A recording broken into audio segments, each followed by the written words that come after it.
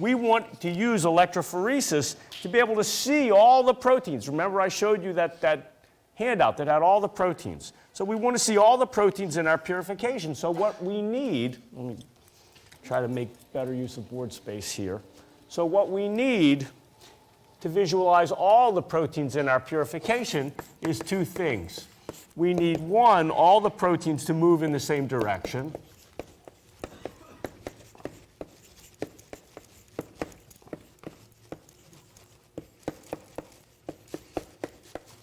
And the second thing we want is we want separation based on length, based on protein molecular weight. Okay? MW, molecular weight. Heavier proteins we want to migrate less, lighter proteins we want to migrate more. And the only way that we can do this now is we have to have a way so that to make a 100 amino acid protein migrate slower than a 200, to make a 200 amino acid protein migrate slower than a 100 amino acid protein. And so the way we're going to do this is we're going to do gel electrophoresis of unfolded proteins.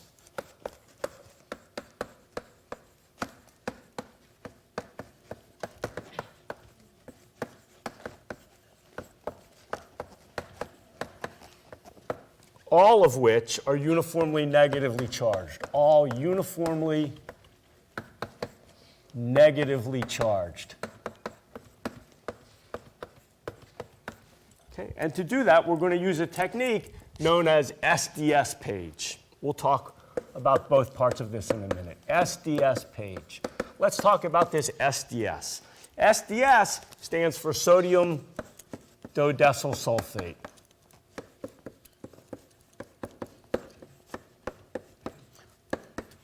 A molecule that looks like this. 1, 2, 5, 6, 7, 8, 12, O. S, double bond O. Double bond O, O minus, Na plus. Okay. Molecular weight, sorry, formula is CH3, CH211, O, SO3 minus, Na plus. Okay. Sodium dodecyl sulfate. That's this SDS Page term. Okay. And what does this do? Well, if we take our protein, we'll make today's protein purple. We take our protein that looks like this, and we add SDS to it. Our protein now becomes completely extended, and those SDS molecules stick to the outside.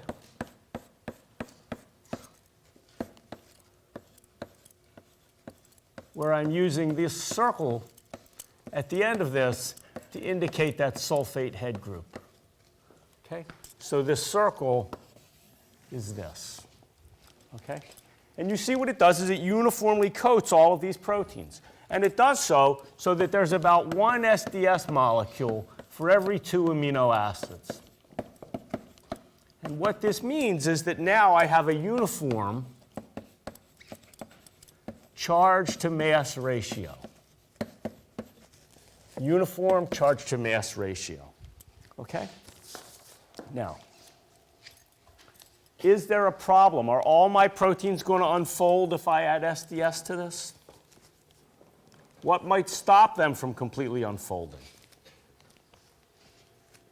Somebody, give me a guess. What kind of covalent bonds? Disulfide bonds, right? Remember, we talked about disulfide bonds. If my protein has a disulfide bond in it, right, it's not going to unwind. Suppose I have a protein that looks like this. And it happens to have a disulfide bond here, and it has another disulfide bond here. Right? Those disulfide bonds are not going to break. And so I need a way to break those disulfide bonds. I need to add a reducing agent.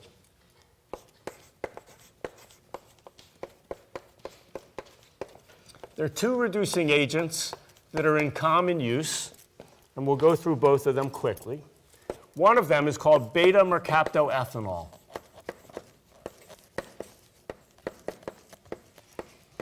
Beta-mercaptoethanol, just like the name sounds, is basically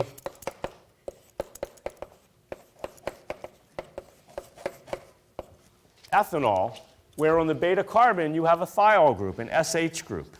And if I take this molecule that you see here,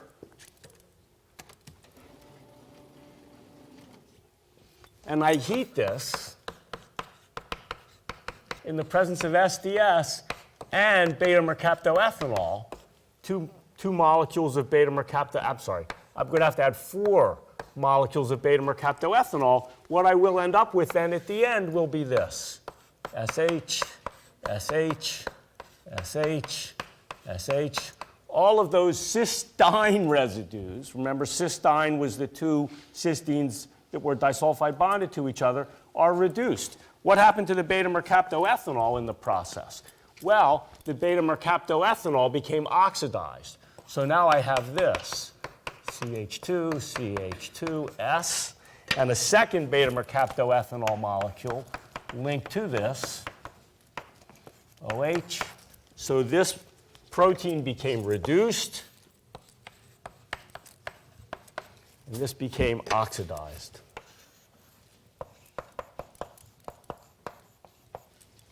Now, in addition to beta-mercaptoethanol, there's another common reagent that I can use, and that common reagent is known as DTT, dithiothiotol. Dithiothiotol equals DTT, sometimes called Cleland's reagent, after the biochemist who discovered this, or who invented it, actually.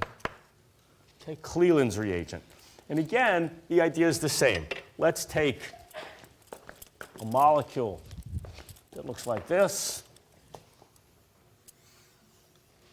It's got a disulfide bond in it, and we will add to it Cleland's reagent. Okay? Cleland's reagent looks like this.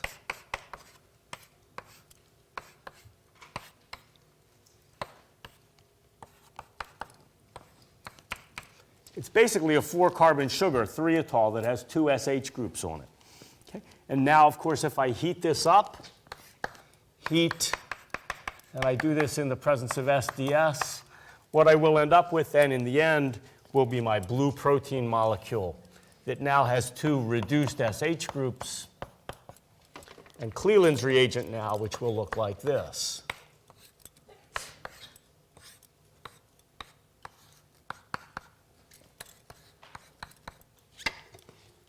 What happened to my protein?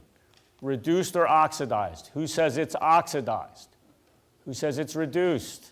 Yeah, and Cleland's reagent became oxidized. Now you can see the beauty of this, right? It's an intramolecular reaction. That's why Cleland thought this up, because it's going to go a lot faster than beta-mercaptoethanol, because look, you got these 2 SH groups right next to each other in a cyclic structure. Pretty good. Well, not cyclic yet, but it will be cyclic.